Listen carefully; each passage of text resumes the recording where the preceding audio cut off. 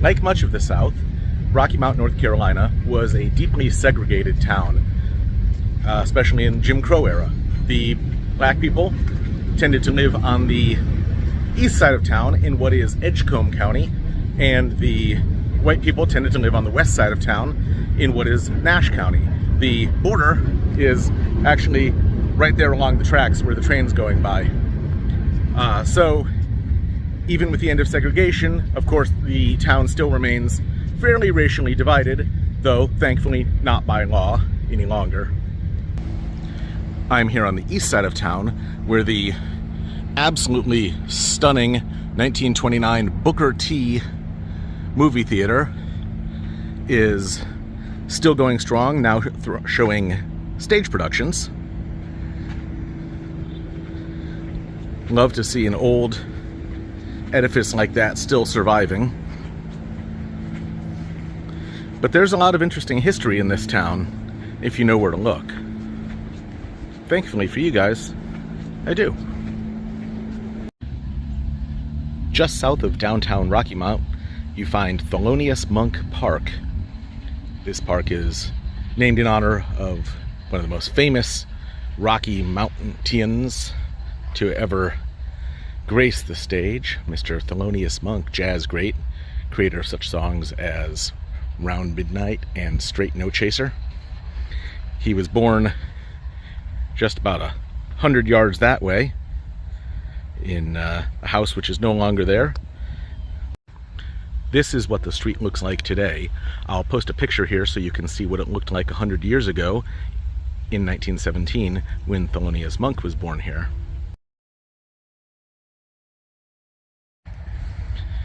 You can tell the proximity to the tracks.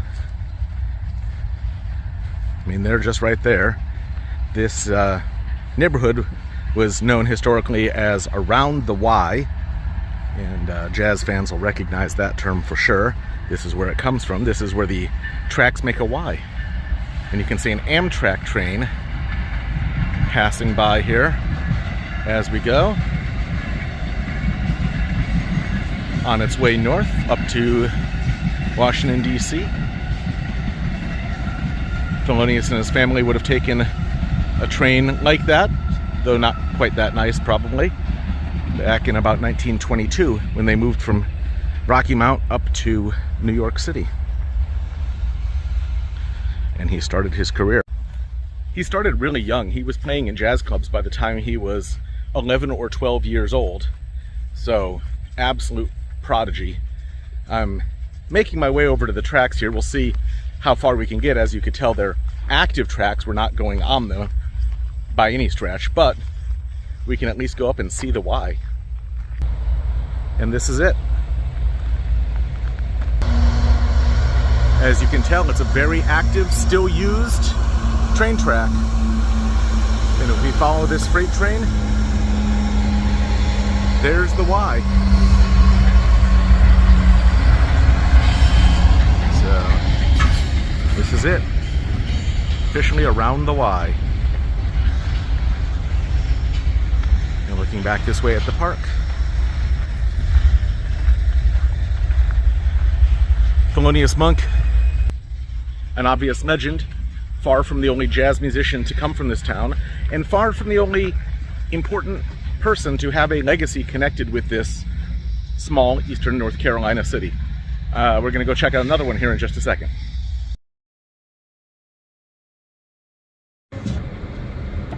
Interesting architecture in this town, that's for sure.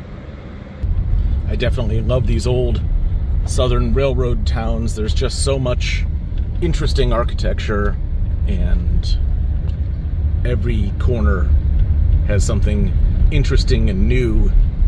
Some restored, some looking like they always have, some worse for the wear.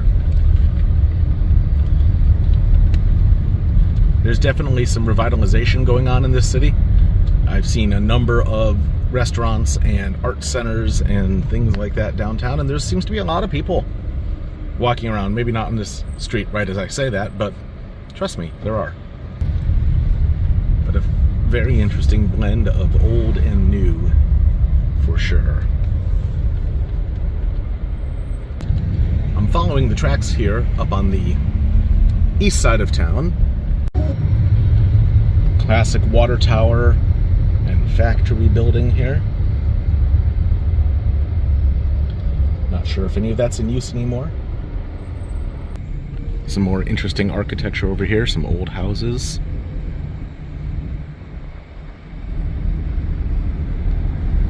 All of them dating back to the last century for sure.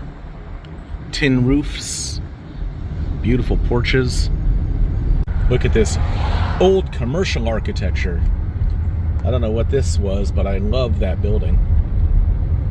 And as we cross the tracks here again, and the county line,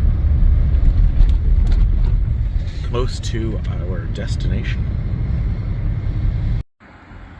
This is the Booker T. Washington High School on Virginia Avenue in Rocky Mount.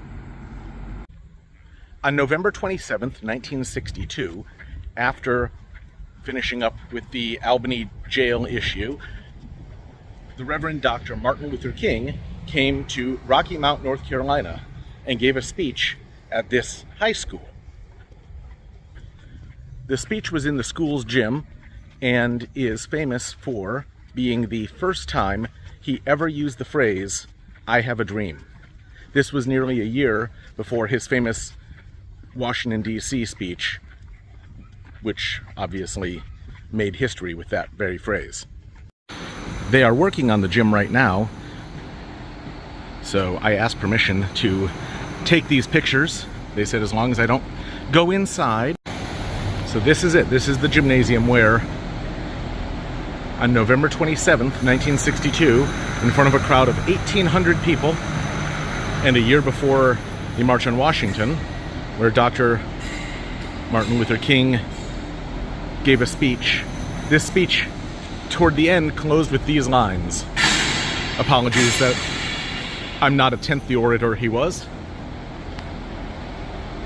"I have a dream that one day, right here in Rocky Mount, the sons of former slaves and the sons of former slave owners will meet at the table of brotherhood, knowing that one God brought man to the face of the earth. I have a dream tonight that one day my little daughter and my two sons will grow up in a world not conscious of the color of their skin, but only conscious of the fact that they are members of the human race."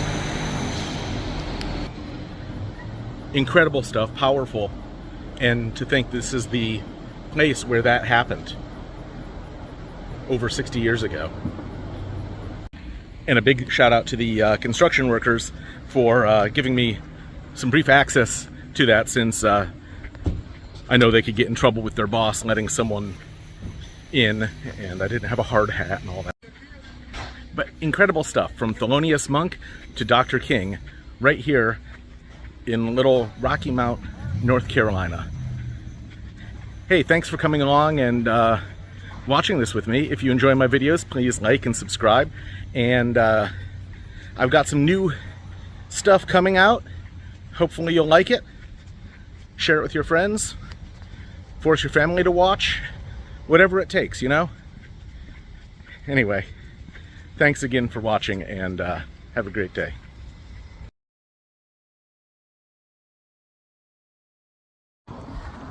One of the most famous lines, somebody who is a much better orator than I am said a line successfully, which I clearly am unable to do.